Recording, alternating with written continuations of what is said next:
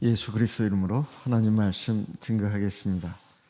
하나님 말씀 먼저 찾아서 같이 읽겠습니다. 요한복음 1장 18절 같이 읽겠습니다. 요한복음 1장 18절 같이 읽겠습니다. 본래 하나님을 본 사람이 없으되 아버지 품속에 있는 독생하신 하나님이 나타내셨느니라. 이 말씀을 영문 성경이나 중문 성경을 보게 되면 우리 한글, 개역 한글 성경과 조금 다른 부분이 있습니다. 아마 원문이 그렇게 되어 있는 것 같습니다. 본래 하나님을 본 사람이 없으되 아버지 품속에 있는 독생자가, 이렇게 되어 있습니다. 독생자가 그를 나타내셨느니라, 이렇게 되어 있어요. 영문 성경이나 중문 성경을 보게 되면 본래 하나님을 본 사람이 없으되 아버지 품속에 있는 독생자, 오직 홀로 하나인 아들이 그를 나타내셨느니라. 그는 누구냐면은 하나님이죠. 하나님. 아무도 본 사람이 없는 그 하나님. 본래 하나님을 본 사람이 없으되 아무도 보지 못한 그 하나님을 아버지 품속에 있는 독생자가 나타내셨다, 그 말입니다. 성경은 말씀합니다. 이 우주 만물은 오직 한 분의 신이 만들었다. 그분은 모든 사람의 영혼과 육체의 아버지가 되시기도 한다. 바로 하나님을 말하는 것이죠. 그래서 우리 모든 사람은 사실 두 분의 아버지가 있습니다. 한 분의 아버지는 바로 세상에 있는 아버지, 우리를 낳아주고 길러줬습니다. 또 한 분은 하늘에 계신 우리 아버지입니다. 역시 그 하나님은 우리를 만드시고 우리를 길러주셨습니다. 세상에 있는 아버지나 하늘에 계신 아버지나 우리 모두를 무척 사랑하십니다. 어린아이가 부모의 보살핌, 사랑 안에서 자란다고 하는 것은 정말로 행복한 일입니다. 그래서 어떤 때 어린아이가 울 때 부모를 찾습니다. 그러면 이제 부모가 왜 우느냐고 제일 먼저 달려오는 사람은 부모입니다. 그러면 이제 그 아이는 이제 왜 우는지를 말하죠. 그러면 부모가 달래줍니다. 또 아이가 뭔가 부족한 것이 있으면 부모를 찾습니다. 부모는 아이에게 필요한 걸 주죠. 그러면 이제 아이는 이제 안정감을 느낍니다. 괴롭고 슬플 때, 그리고 뭔가 필요할 때, 사실 세상에서 부모보다도 더한 사랑을 주는 사람은 없습니다. 그런데 우리에게 또 한 분의 아버지가 계시는데 바로 하늘에 계신 아버지입니다. 이분은 땅에 있는 아버지보다 훨씬 위대하신 분입니다. 그 하늘에 계신 아버지는 무소부재하시고 무소불능하시고 무소부지하신 하나님입니다. 여기 안 계신 데가 없고 또 모르는 것이 없고 다 아신다, 이 말입니다. 그리고 어떤 일도 할 수 없는 일이 없다, 다 하실 수 있는 전능하신 하나님입니다. 우리를 사랑하십니다. 그래서 모든 곳에, 모든 일에, 모든 때에 그 하늘의 아버지는 우리를 도와줄 수 있습니다.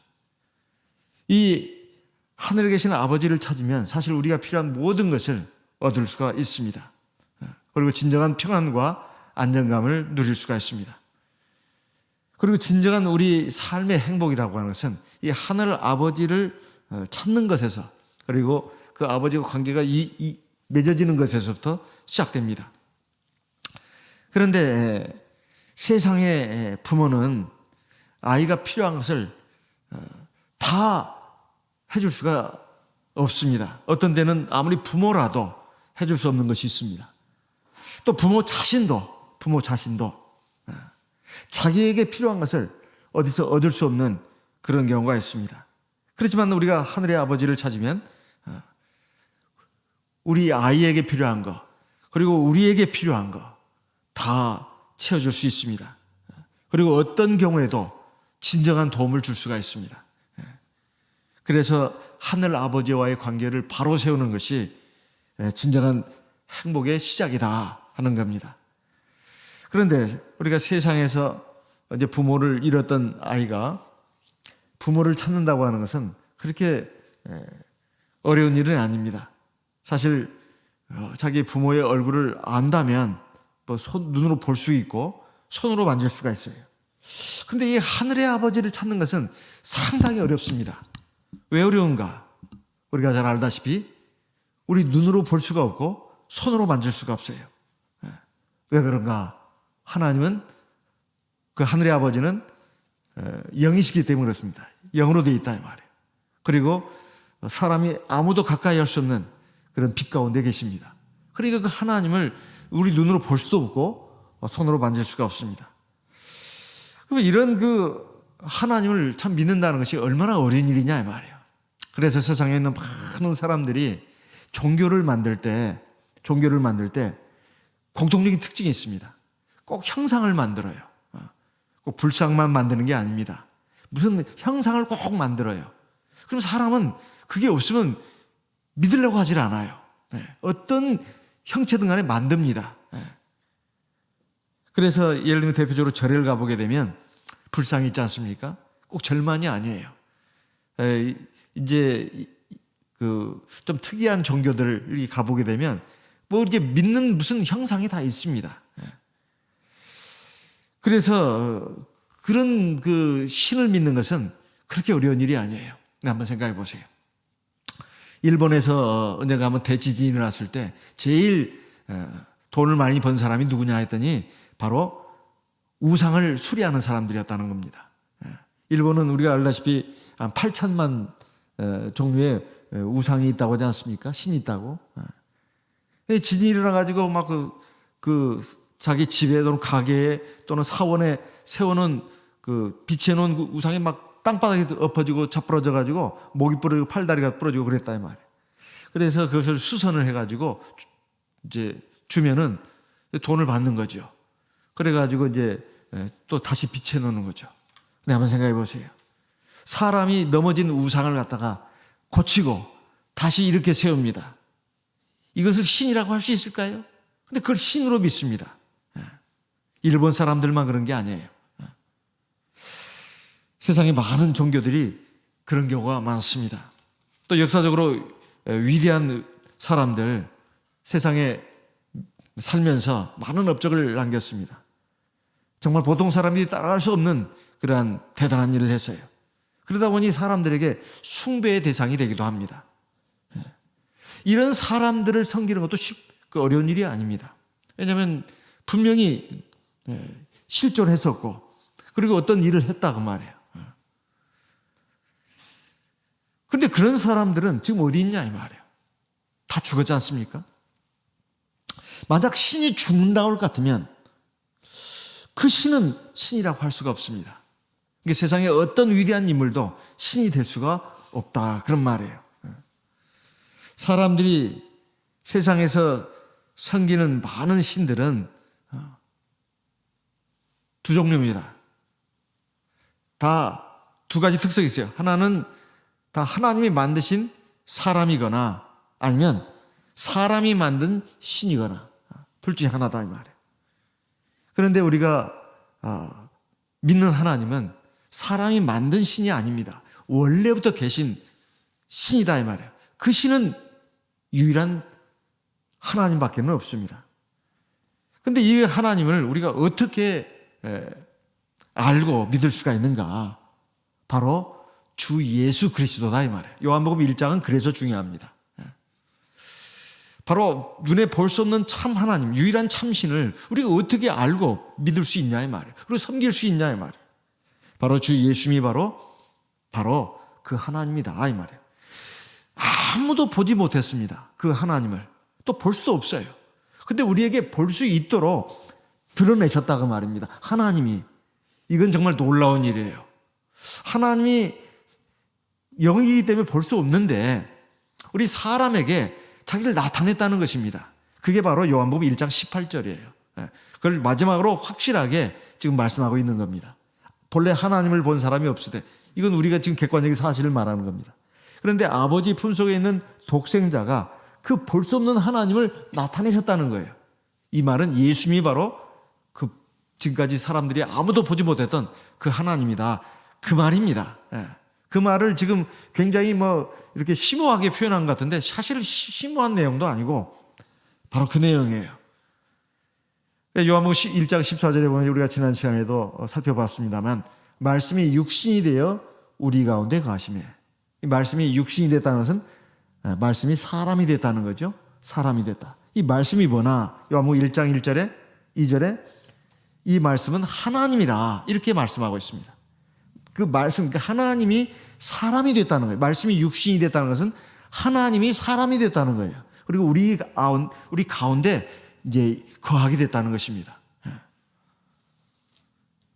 그리고 18절에 가서는 바로 아무도 보지 못했던 그 하나님이 사람이 돼가지고 우리 인간 세상에 오셨다 그 말입니다.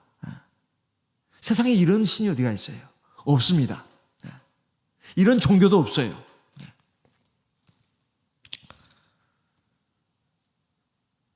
그래서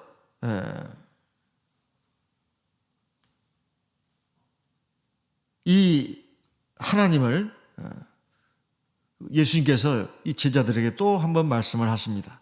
너희가 나를 보았다면 아버지를 본 것이다. 나를 알았다면 하나님 아버지를 안 것이다.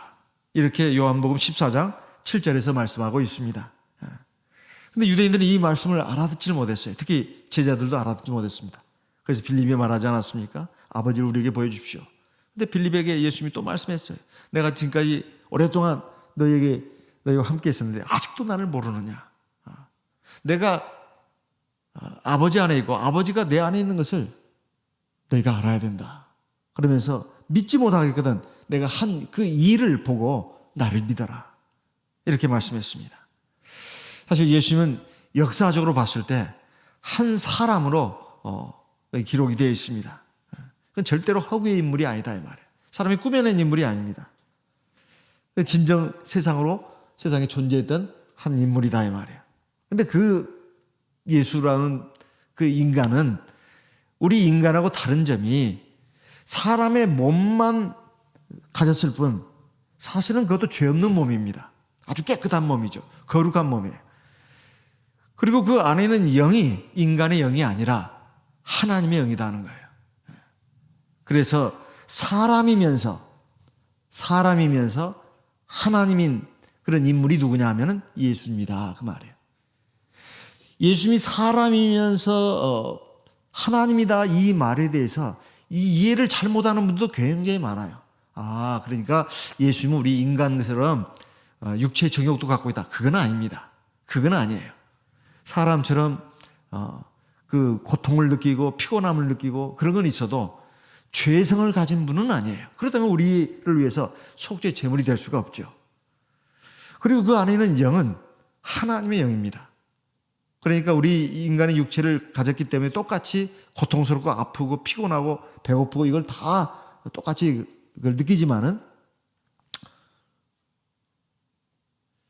죽더라도 그 안에는 하나님의 영이 있기 때문에 그를 다시 살아나게 하신 거예요. 그래서 누가복음 로마서 1장 13절에 보면 예수님에 대해서 바울 사도가 육신으로는 다윗의 후손에서 나셨고 로마서 1장 3절입니다. 그리고 영으로는 죽은 자 가운데서 부활해서 성결의 영으로 인정을 받았다. 즉 성결의 영은 하나님을 말하는 것입니다. 그래서 다윗이라는 말이 나옵니다. 다윗의 후손으로 오셨다. 이것은 사람의 시각으로 봤을 때 분명히 한 인간으로 나왔다는 것입니다. 누가복음 3장 23절에 보면 이렇게 말씀하고 있습니다. 누가복음 3장 23절입니다. 누가복음 3장 23절 예수께서 가르치심을 시작할 때에 30세쯤 되시니라. 사람들이 아는 대로는 요셉의 아들이니. 지금 예수님이 복음을 전하기 시작할 때 나이가 30세쯤 되었다고 여기에 소개하고 있습니다. 사람들이 아는 바로는, 그러니까 사람의 시각에서 봤을 때 예수라는 사람은 목수 요셉의 아들이다 그 말이에요. 근데 여기서 끝난 게 아닙니다. 그 족보를 쭉 지금 우리에게 소개해 주고 있습니다. 그래서 쭉 거슬러 올라가 보니까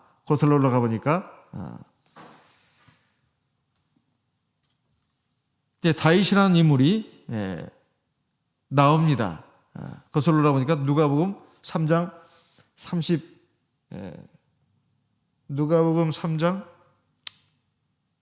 보시게 되면 32절 그 이상은 이세요, 그 이상은 오벳이요, 그 이상은 보아스요, 이렇게 나오죠. 31절에 보면 다윗이 나옵니다. 31절에 마지막에 보면 그 이상은 다윗이요, 32절에 가서 그 이상은 이세요, 이렇게 나오고, 그리고 34절에 보면 34절에 그 이상은 야곱이요, 그 이상은 이삭이요, 그 이상은 아브라함이요. 유대인들에게 있어서 이 다윗과 아브라함은 대단히 유명한 조상입니다. 그 조상의 이름이 이 족보에 그대로 들어 있습니다. 그러니까 다윗의 자손으로 오셨다, 또 아브라함의 후손으로 오셨다, 이런 말이죠. 근데 거기서 끝나지 않습니다. 누가복음 3장에 보시게 되면 38절에 또 그 이상은 에노스요, 그 이상은 셋이요, 그 이상은 아담이요. 맨 위에 조상이 아담이라고 나오고 있습니다. 아담은 우리가 잘 알다시피 하나님이 만드신 첫 번째 인간 아닙니까? 하나님의 아들이죠. 그 이상은 하나님이시다, 이렇게 되어 있습니다. 그러니까 예수님은 사람의 시각으로 봤을 때는 분명히 다윗의 후손으로, 아브라함의 후손으로 오셨지만은 사실은 하나님의 시각에서 본다면 바로 하나님 그분이다, 그 말입니다. 하나님 그분이다, 이 말이에요. 그래서 이 부분에 대해서 이미 예수님이 오시기 한 800년 전에 구약의 한 선지자를 통해서 하나님은 예언을 했습니다. 바로 이사야 선지자가 주로 예수님의 강생에 대해서 많이 예언해가지고 이사야서가 구약 성경에서 복음서로 알려져 있다는 것은 지난번에도 말씀드린 바 있습니다. 이사야 7장 14절 말씀을 보겠습니다. 이사야 7장 14절. 이사야 7장 14절입니다. 그러므로 주께서 친히 징조로 너희에게 주실 것이라. 보라, 처녀가 잉태하여 아들을 낳을 것이요, 그 이름을 임마누엘이라 하리라. 참 유대인들에게는 지금도 신약 성경은 성경이 아닙니다. 구약 성경만 성경이에요. 그 유대인들 가운데 또 적지 않은 사람들이 이 기독교로 개정을 했는데 대체 뭘 가지고 개정을 했을까요? 한번 생각해 보세요. 그들은 성경을 하나님의 말씀으로 인정합니다. 그 구약 성경만 인정한다, 이 말이에요. 근데 구약 성경에 지금 예수님의 오심에 대해서 예언하고 있는데 가장 유대인들은 충격적인 그 예언의 말씀이 바로 이사야 7장 14절입니다. 그러므로 주께서 친히 징조를 너에게 주실 것인데 처녀가 잉태하여 아들을 낳을 것이다. 이건 세상에 있을 수 없는 일입니다. 어떻게 처녀가 아기를 가질 수 있냐 이 말이에요. 그리고 낳을 수 있냐 이 말이에요. 여기서 신약 성경이 나올 때까지 이 계속 의문이 되는 이런 구절이었어요. 그래가지고 사실 이제 예수님이 이 세상에 오실 때 마리아에게 나타났습니다. 천사를 통해서 하나님이 마리아에게 말씀하셔요. 네가 성령으로 말미암아 임신을 할 것이다. 마리아가 말했습니다. 나는 결혼을 아직 안 했는데 어떻게 내가 그런 일이 저한테 일어날 수 있겠습니까? 천사가 말해줘. 그 내용은 우리가 다 어느 정도 알고 있으니까. 누가복음 1장에 26절에서 38절에 나오는 말씀입니다. 하나님의 모든 말씀은 능치 못함이 없다.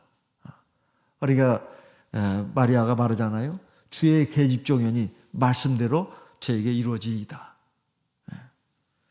그래가지고 네가 아들을 낳을 것인데 그건 성령으로 말미암아서 아이를 갖는 것이고 아들을 낳는 것이다. 이렇게 말했습니다.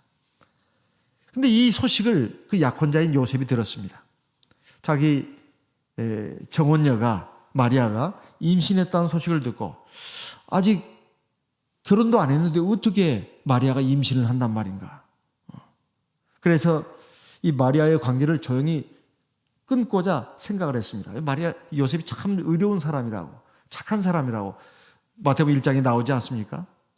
그래서 그냥 공개적으로 드러내면 마리아에게 어떤 일이 벌어질지를 몰라요. 또 마리아가 수치스럽게 될 수 있습니다.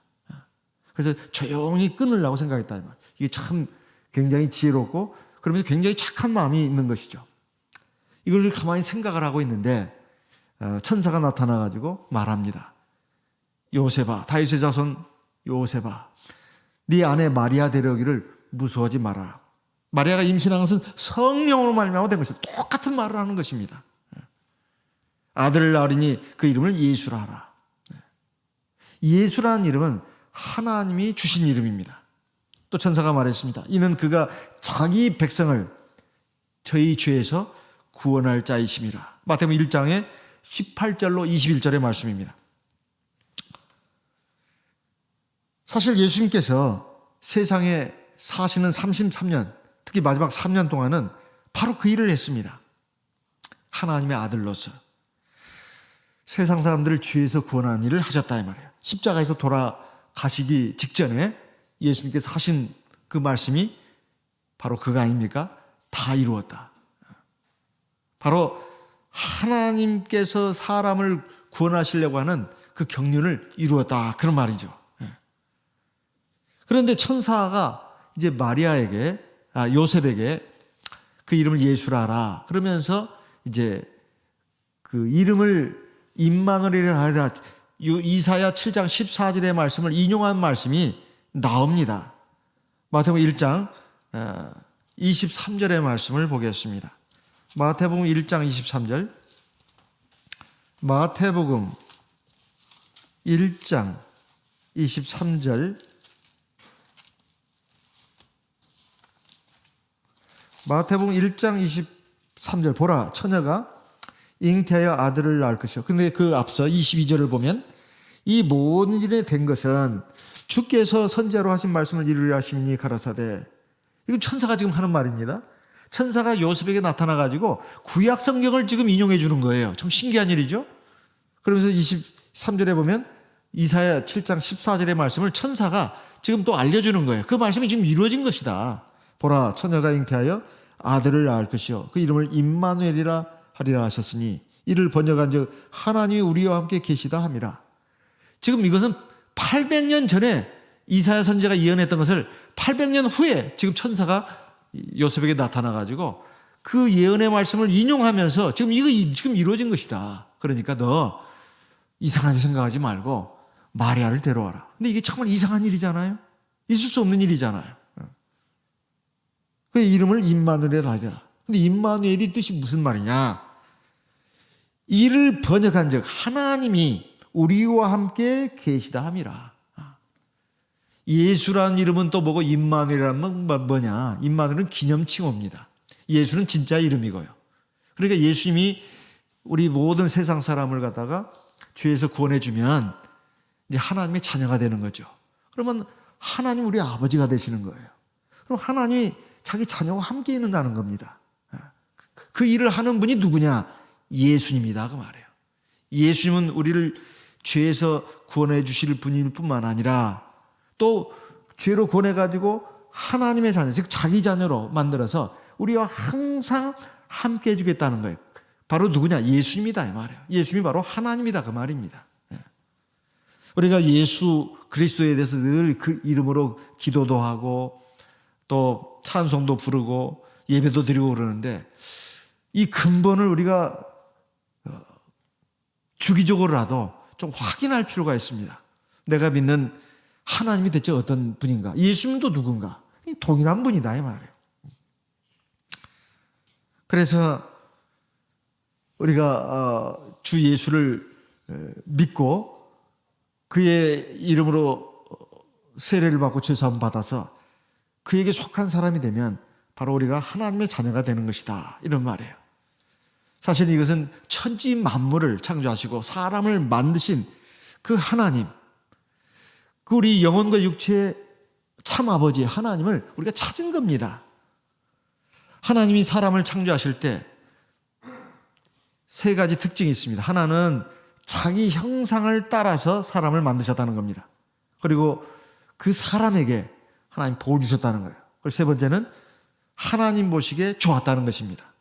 근데 우리의 이 현실의 생활을 한번 보시게 되면 우리의 현재 생활은 많은 사람들이 하나님이 원래 만들었던 사람의 그 가치, 그 행복, 종기성을 갖다가 상실했습니다. 그런데 이 이유가 뭐냐? 바로 사람이 하나님 앞에 범죄했기 때문이다. 로마서에도 나오지 않습니까? 모든 사람이 하나님 앞에 범죄했다. 사실 범죄한 인간에게 정의함이 있을 수가 없죠. 하나님의 아들이 되어야 비로소 가치가 있고 존귀하다, 이런 말씀이에요. 사람의 가치가 그래서 어디에 있는가? 보통 이 세상에 살면은 사람을 갖다가 등급을 나눕니다. 상류계층, 중류계층, 하류계층. 그 뭘 가지고 그렇게 나누겠습니까? 대부분 보면 뭐 경제력 가지고 또는 사회적인 위치를 가지고 사람의 등급을 나누잖아요. 근데 사람의 가치가 만약에 육체라고 한다면, 사람의 가치가 만약에 육체에 있다고 같으면 제일 참 가치가 있는 사람은 누굴까요? 어린아이들, 뭐 소년들, 이런 층들이 아니겠어요? 청년들이나. 노인은 가치가 없죠. 왜냐하면 육체가 이미 많이 쇠폐해 갔으니까. 자동차도 오래되면 팔려고 내놔도 살 사람이 없습니다. 만약에 사람의 가치가 육체라고 한다면 진짜 이것이 가치 있는 것이냐 이 말이에요. 그러면 진정한 가치가 어디 있냐 이 말이에요. 어떤 사람은 돈을 많이 버는 것, 세상에서 성공하는 것, 사회적인 지위가 높아지는 것, 이것을 가치 있는 것이라고 생각합니다. 세상에서 얼마나 내가 대단한 일을 해가지고 능력을 발휘해서 두각을 나타내느냐. 사람들이 깜짝 놀래요. 굉장하거든. 일도 잘하고 아주 굉장한 일을 해내니까. 이게 명성이라고 하는 거죠. 근데 만약에 사람의 가치가 그런 것에 있다면, 사람이 그 명예, 명성을 잃어버리면 정말 아무런 가치가 없게 돼요. 그리고 만약에 돈이 진짜 사람에게 그 가치 있는 것이라면, 사람이 세상에서 살다가 숨이 끊어지면 그 돈 한 푼도 가져가지 못합니다. 그 돈이 무슨 값어치가 있겠습니까? 참 그런 것에다가 비중을 두고 사는 사람의 인생은 참 가련한 것이죠. 사람의 가치가 어디 있느냐 이 말이에요. 바로 하나님의 형상이 들어있는 겁니다. 하나님의 형상이 들어있는 것. 그 프랑스의 유명한 화가 중에 피카소라는 화가가 있는데, 어느 날 그가 식당에 가서 밥을 먹었습니다. 이제 식사를 마치고 자기한테 그 요리도 갖다 준 그 종업원한테 팁을 주려고 하니까, 그 종업원이 피카소 그 유명한 화가인 줄 알고, 선생님을 배운 것이 저한테는 참 영광입니다. 저한테는 팁 주시지 마시고요, 하나 부탁만 들어주십시오. 그러니 그 식당에 가면은 왜 냅킨 있잖아요. 그 냅킨을 하나 꺼내면서 여기다가 간단하게라도 이렇게 좀 그림을 하나 그려주시고 주시면 좋겠다고. 저게 평생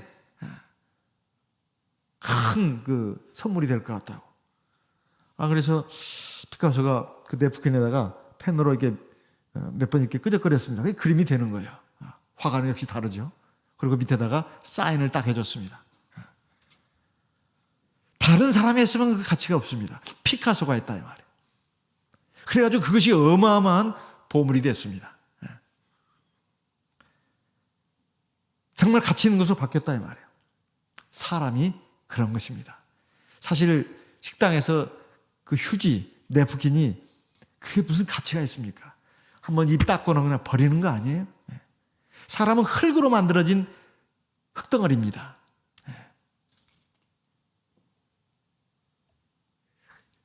보통 체중이 50kg도 있고 60kg, 70kg도 있고 100kg 나간 사람도 있더만요. 그러면 한 90kg, 100kg 나간 사람을 기준으로 봤을 때 흙이 제법 좀 많이 들어갔겠죠. 그런 사람 만들려면. 그렇지만 90kg 정도의 흙이라 하더라도 세상은 널렸습니다. 전도죠. 흙천지예요, 그냥. 근데 하나님이 말해요. 거기다 숨을 한번 딱 불어넣으시니까 아주 가치 있는 인간이 됐어요. 하나님의 형상과 모양을 닮은 그런 영혼을, 또 그 생명력이 있습니다. 영혼을 코에다 불어넣으니까 그 흙으로 만든 인간이 막 살아 움직이는 생명체가 됐어요.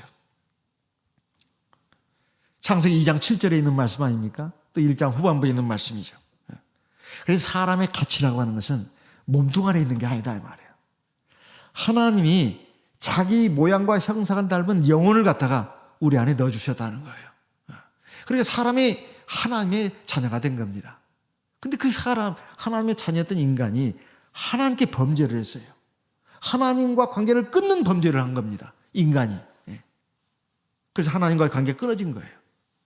그런데 집 나간 탕자가 다시 아버지께로 돌아와서 이제 아버지와 관계가 다시 맺어지게 되면 아들이 되는 거예요.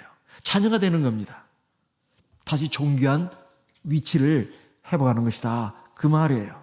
임마누엘이라고 하는 것은 그래서 굉장히 중요합니다. 우리를 죄에서 벗어나게 해가지고 하나님의 자녀가 되게 해서 하나님이 항상 나와 함께 계시겠다는 것이 바로 임마누엘입니다. 얼마나 감사하냐 이 말이에요.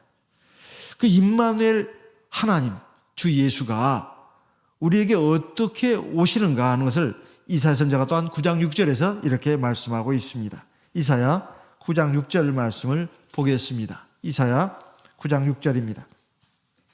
이는 한 아기가 우리에게 낳고 한 아들을 우리에게 주신 바 되었는데 그 이름은 그 어깨는 정사를 메었고 그 이름은 기묘자라 모사라 전능하신 하나님이라 영존하시는 아버지라 평강의 왕이라 할 것입니다.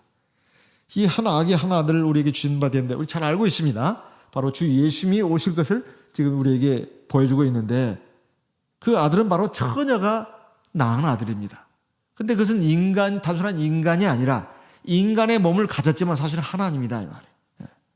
그래서 여기에 보면은 그분에 대해서 즉 예수님에 대해서 아주 핵심을 우리에게 알려주고 있습니다. 그 어깨는 정사를 메었다. 이 말은 모든 권한을 갖고 있다는 것입니다. 정사를 메었다. 그 다음에 그 이름은 기묘자라 모사라. 이것이 이제 중국어 성경이나 영어 성경에 보면 기묘하신 모사라 이렇게 되어 있습니다. 기묘하신 모사라. 모사가 뭐냐면 책사입니다. 보통 옛날 왕들은 그 모사를 뒀어요. 마치 그 제갈공명처럼요. 지혜가 뛰어나잖아요. 전술에 뛰어나고. 그러니까 하나님은 아주 신기한 책사라는 뜻입니다. 그러니까 지혜자라는 뜻이에요.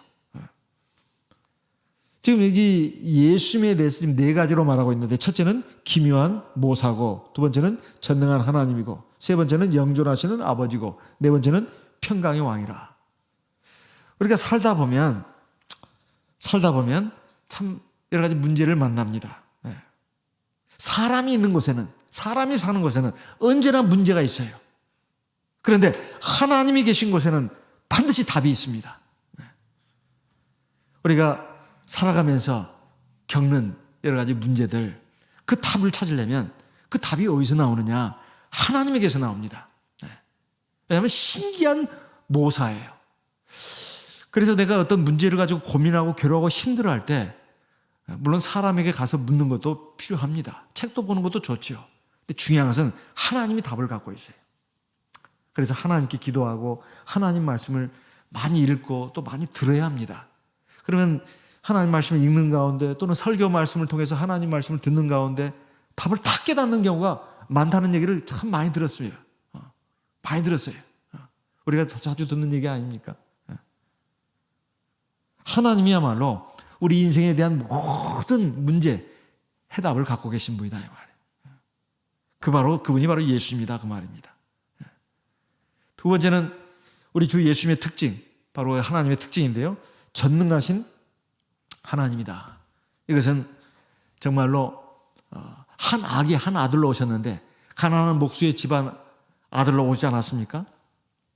너무나 가난했기 때문에 머리 둘 것도 없다고 그렇게 말씀하셨어요. 굉장히 찢어지게 가난한 집안에서 주님이 태어나신 거죠.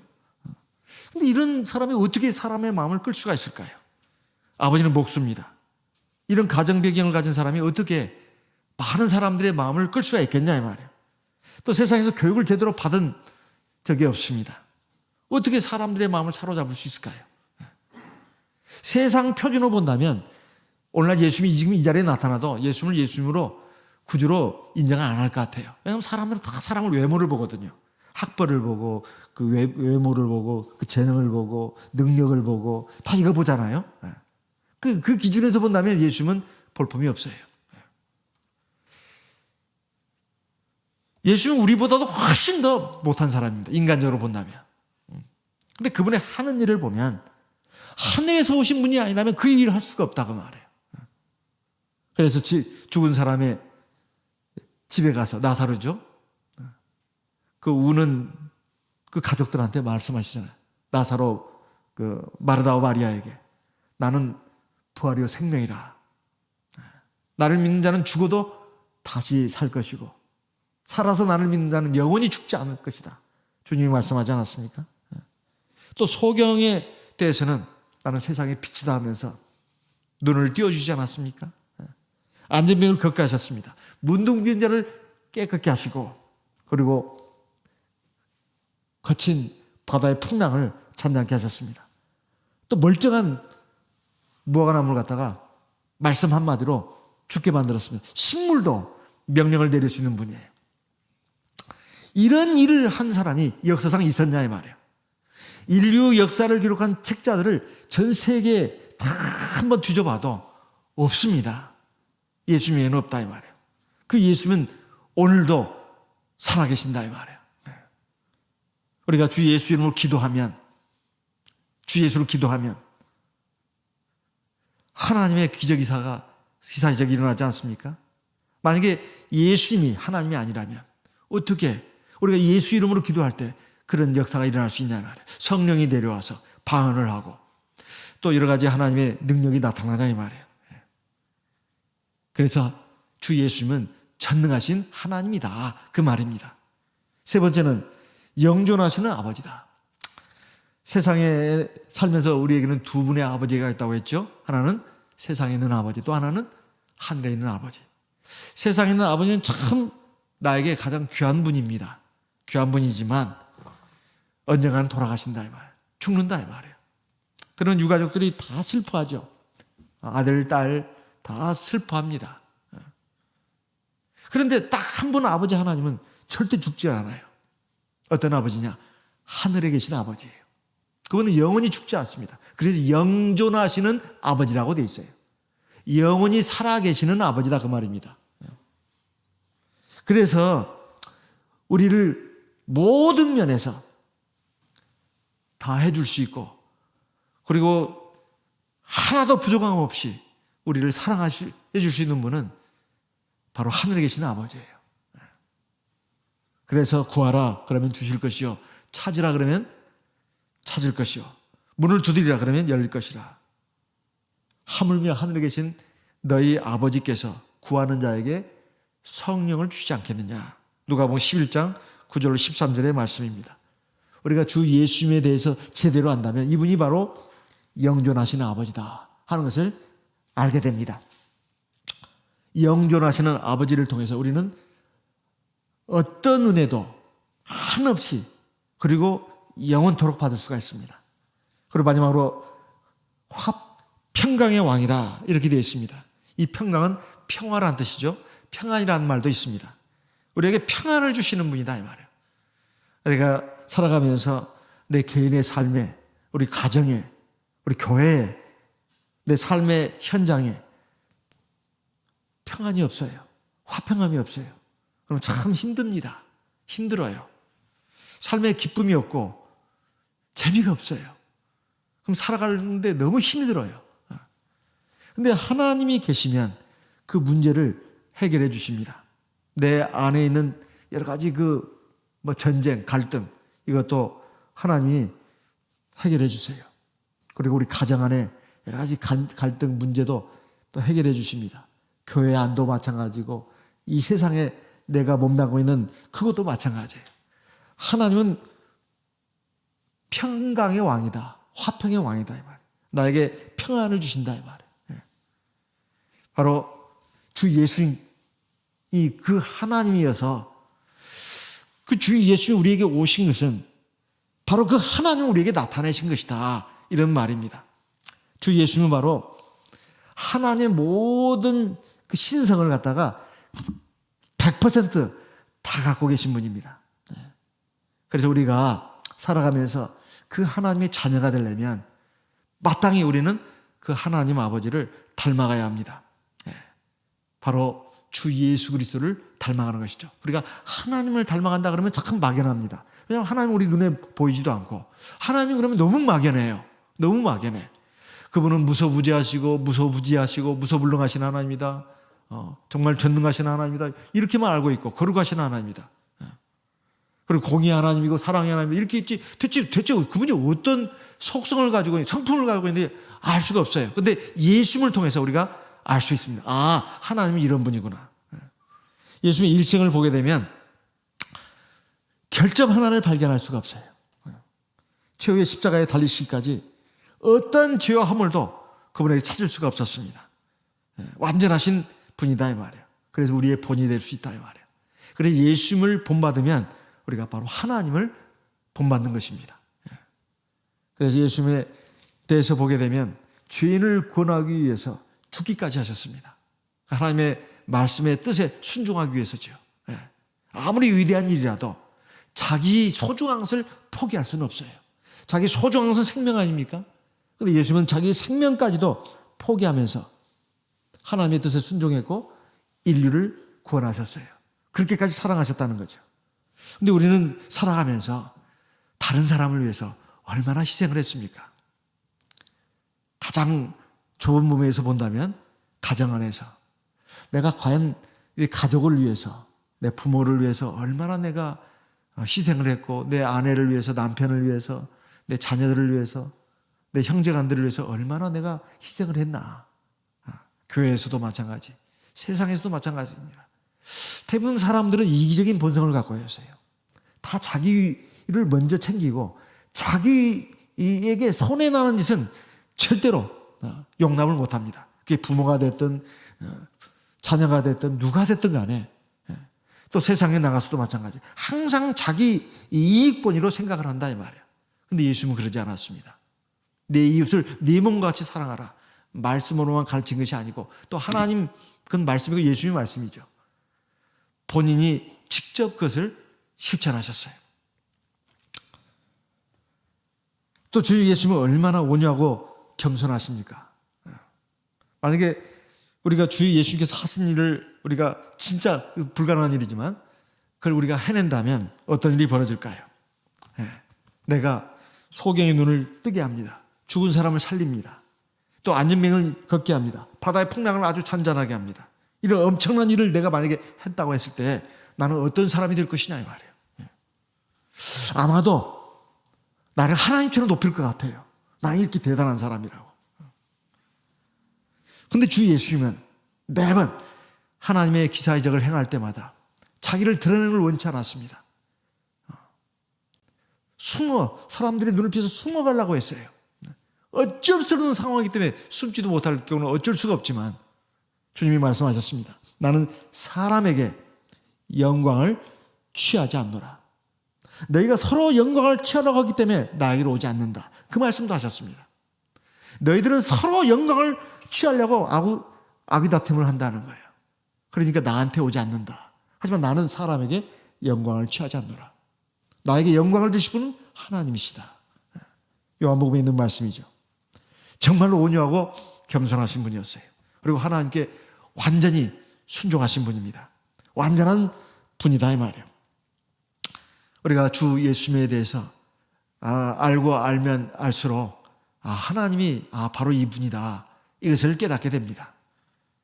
그러면 그 하나님의 백성으로서, 자녀로서 내가 하나님을 닮아가야 되는데 내가 앞으로 고쳐야 될 부분이 정말 많구나. 내가 향상돼야 될 부분이, 진보해야 될 부분이 너무 많구나. 이걸 깨닫게 됩니다. 이걸 깨달아야 돼요. 그래야 진보할 수 있어요. 나는 이 정도도 돼. 진보 못합니다. 학교 시험 보고 나서 50점만 맞는 애들은 60점만 맞아도 잘 맞았다고 그럽니다. 그러면 8점 못해요. 100점을 항상 목표로 생각해야 합니다. 그래야 80점도 맞을 수 있고 90점도 맞을 수 있어요. 계속 진보할 수 있습니다. 우리가 주 예수님을 제대로 알지 못하면 자기를 제대로 알지를 못해가지고 자기가 괜찮은 사람으로 착각을 해요. 왜 그렇습니까? 정확한 표준이 없어요, 그 사람한테. 표준이 자기한테 없으면 자기를 좋은 사람으로 착각하기가 쉽습니다. 그러나 주 예수님은 완전하신 사람이고, 그리고 하나님을 완전하게 나타나신 그러한 분입니다. 우리의 구주시고 우리의 아버지십니다. 우리가 정말 일생 동안 주 예수님의 누군가를 알고 그분을 경배하고 그분을 가까이 하면 주님께서 참 아버지, 참 하나님으로서 우리를 도와주시고 우리는 점점 완전한 길로 나아갈 수가 있습니다. 그리고 어떠한 어려움에서도 우리를 건져주시고 우리가 힘있게 하나님 아버지께로, 그 하나님 아버지 집을 향해서 나아갈 수 있도록 이끌어 주십니다.